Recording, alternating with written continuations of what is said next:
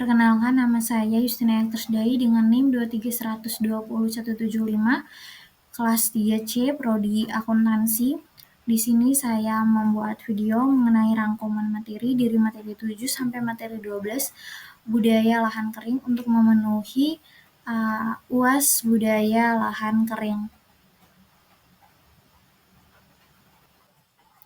Baik, langsung saja pada materi yang pertama. Baik, materi yang pertama yaitu integrasi pengelolaan potensi darat dan pesisir serta lautan secara berkelanjutan. Pengelolaan potensi darat, pesisir, dan lautan secara berkelanjutan adalah pendekatan yang menyelesaikan eksploitasi sumber daya dalam alam dengan pelestarian lingkungan untuk mendukung keseimbangan ekosistem dan kesejahteraan masyarakat. Ada beberapa poin, yaitu yang pertama pendekatan terintegrasi. Ada 3 pendekatan. Yang pertama prinsip kesatuan ekosistem, di mana darat, pesisir, dan laut saling terkait sehingga pengelolaan satu kawasan akan memengaruhi kawasan lainnya.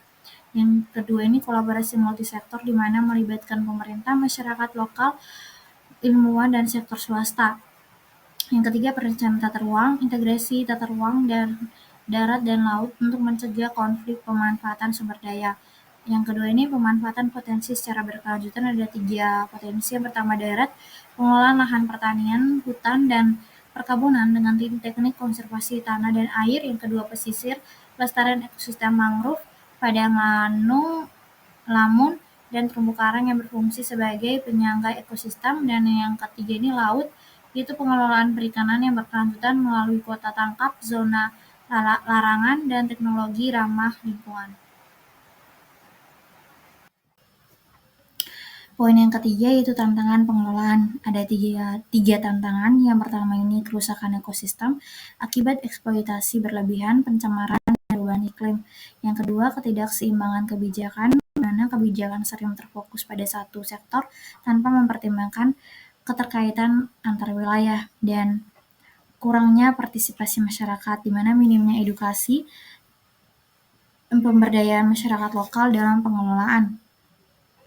Poin yang keempat ini strategi pengelolaan, di mana ada 4 strategi, yaitu yang pertama penguatan regulasi, penegakan hukum untuk melindungi kawasan konservasi dan membatasi eksploitasi.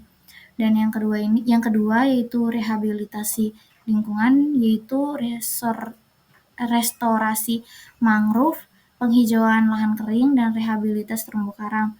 Yang ketiga, pemantauan dan evaluasi. Dan yang keempat, yaitu pemberdayaan ekonomi lokal, di mana meningkatkan mata pencarian berbasis lingkungan seperti ekowisata dan perikanan berkelanjutan.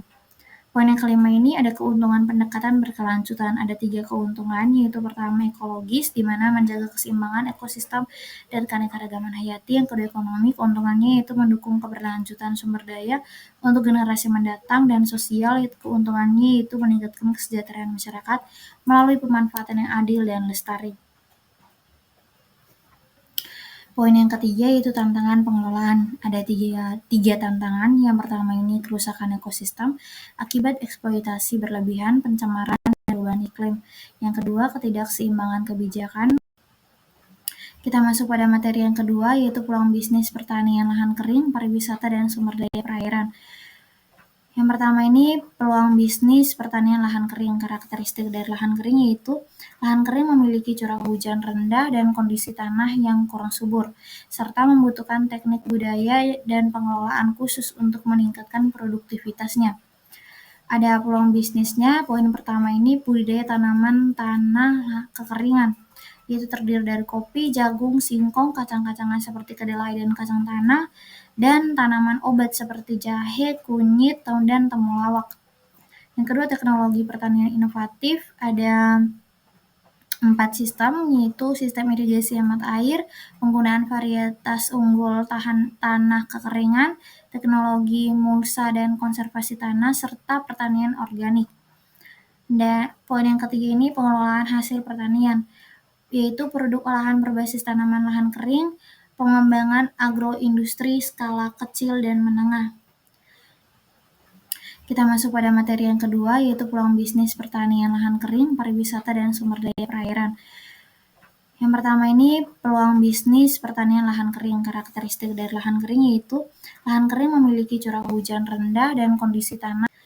Kita masuk pada strategi pengembangannya. Ada 3 strategi yaitu pendekatan pertanian berbasis kearifan lokal, pemberdayaan petani melalui edukasi dan akses permodalan, dan pengembangan kelompok tani dan koperasi.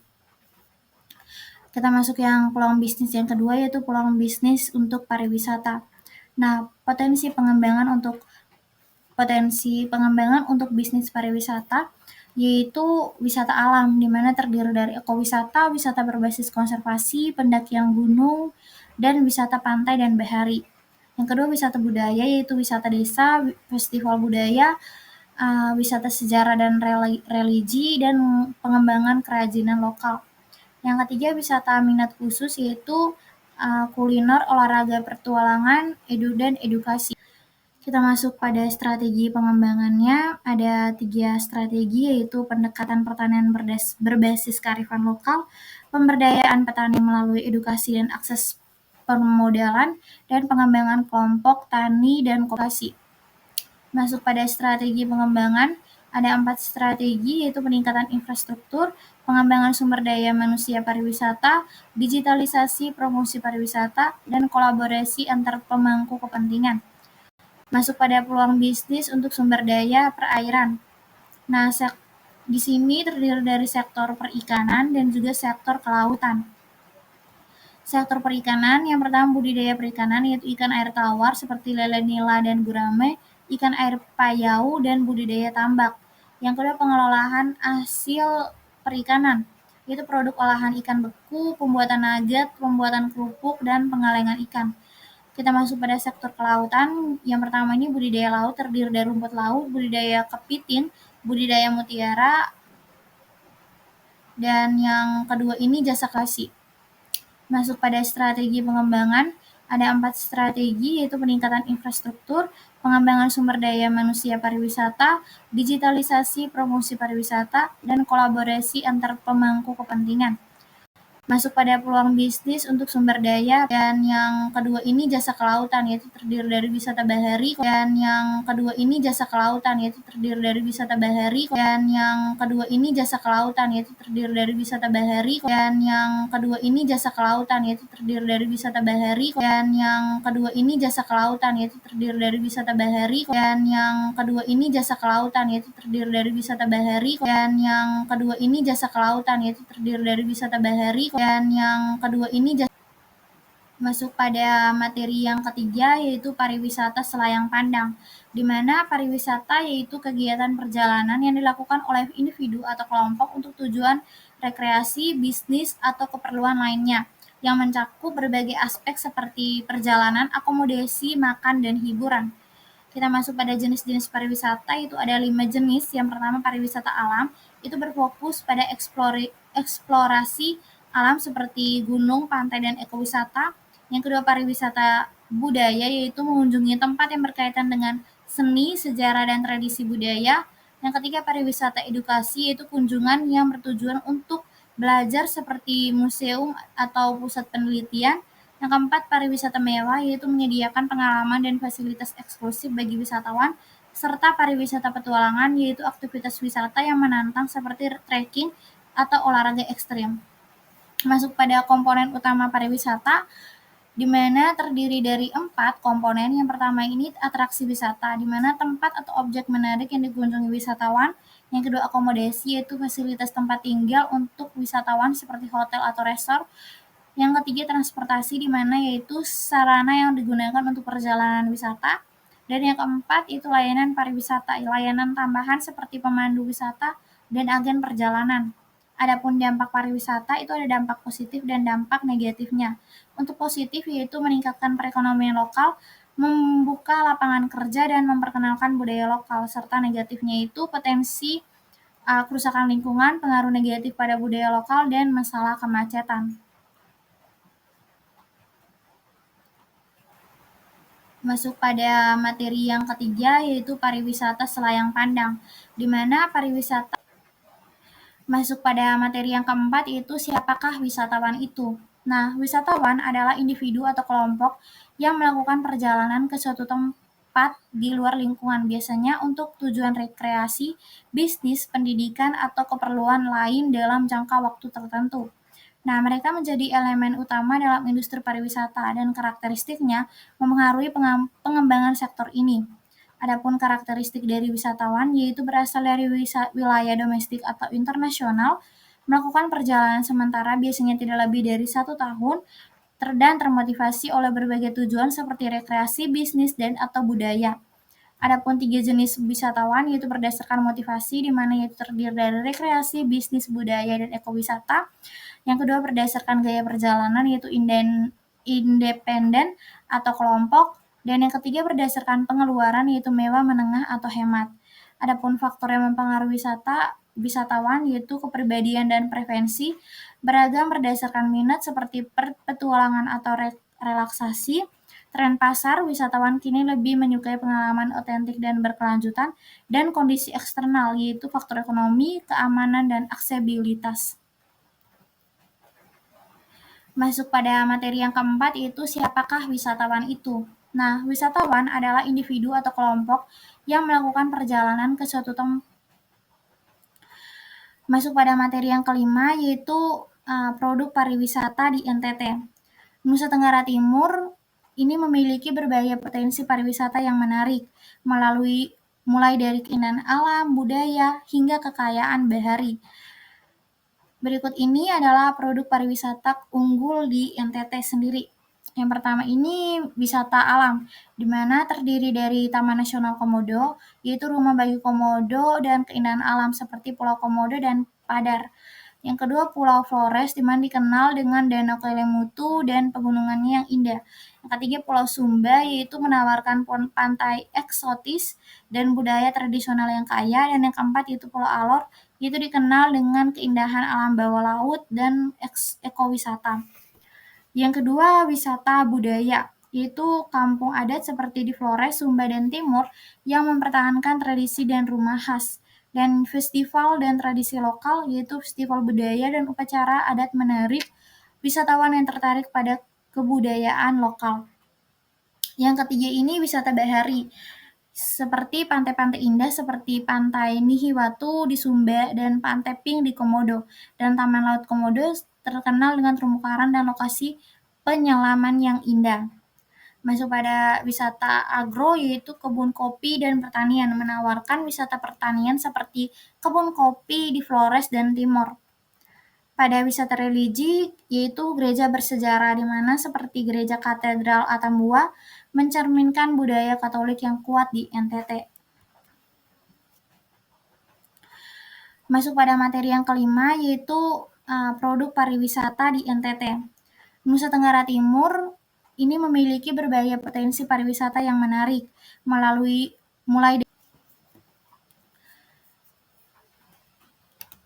masuk pada keunggulan pariwisata NTT. Ini ada 3 keunggulan, yaitu keberagaman alam dan budaya. NTT menawarkan keberagaman alam dan budaya yang memadukan keindahan alam dengan kekayaan tradisi lokal. Yang kedua, destinasi tersembunyi, banyak tempat wisata di NTT yang masih alami dan belum banyak diketahui wisatawan, memberikan pengalaman yang lebih eksklusif dan autentik. Dan yang ketiga, pengalaman wisata yang otentik.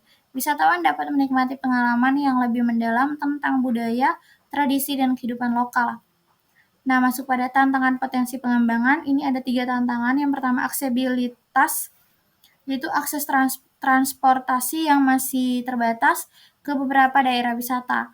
Peningkatan infrastruktur, yaitu diperlukan pengembangan infrastruktur pariwisata untuk mendukung kenyamanan wisatawan dan keberlanjutan pariwisata, yaitu pentingnya menjaga keseimbangan antara pengembangan sektor pariwisata dengan kelestarian lingkungan dan budaya lokal. Lanjut untuk materi yang keenam, yaitu promosi pariwisata di NTT.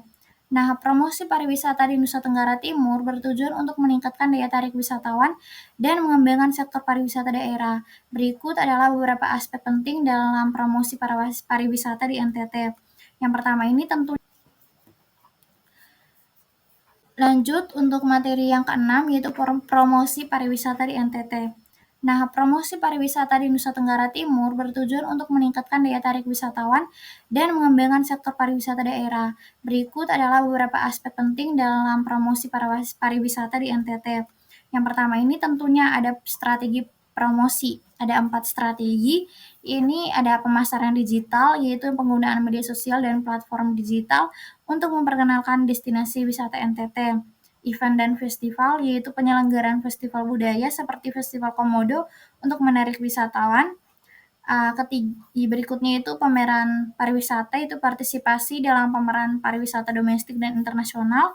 Dan yang terakhir yaitu kolaborasi dengan media, penggunaan media sosial dan influencer untuk mempromosikan NTT. Jadi kita menggunakan atau menyewa influencer untuk mempromosikan destinasi atau tempat pariwisata yang ada di NTT. Berikutnya ini potensi daya tarik wisata. Ada alam, yaitu destinasi seperti Taman Nasional, Komodo, dan Pantai Nihiwatu. Yang kedua ini budaya lokal, di mana tradisi dan kerajinan tangan khas yang ada di NTT.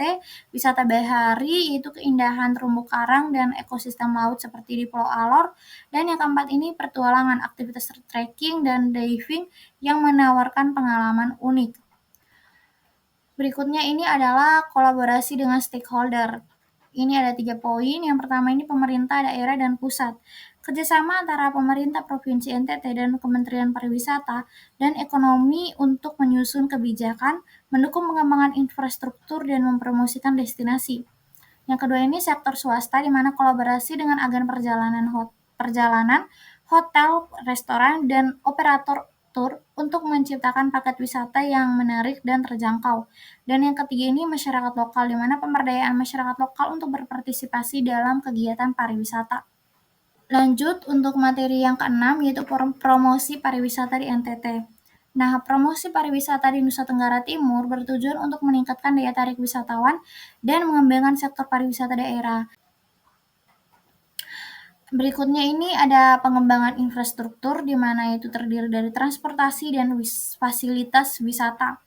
Transportasi ini yaitu peningkatan aksesibilitas termasuk pengembangan bandara, pelabuhan, dan transportasi darat untuk mempermudah akses wisatawan. Dan yang kedua ini fasilitas wisata, yaitu peningkatan kualitas akomodasi, fasilitas umum, dan tempat wisata untuk mendukung kenyamanan wisatawan. Adapun tantangan untuk promosinya, ini ada 3 tantangan, yaitu yang pertama keterbatasan infrastruktur. Beberapa destinasi wisata di NTT masih sulit dijangkau, sehingga diperlukan pengembangan akses transportasi.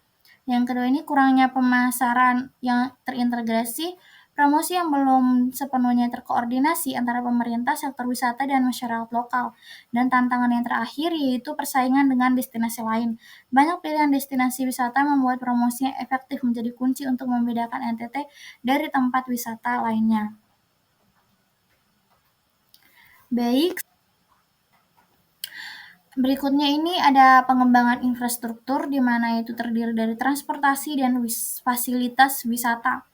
Transportasi ini yaitu peningkatan aksesibilitas termasuk pengembangan bandara, pelabuhan, dan transportasi darat untuk mempermudah akses wisatawan. Dan yang kedua ini fasilitas wisata, yaitu peningkatan. Baik, sekian dan terima kasih. Baik, sekian dan terima kasih. Baik, sekian dan terima kasih. Baik, sekian dan terima kasih. Baik, sekian dan terima kasih. Baik, sekian dan terima kasih. Baik, sekian dan terima kasih. Baik, sekian dan terima kasih. Baik, sekian dan terima kasih. Baik, sekian dan terima kasih.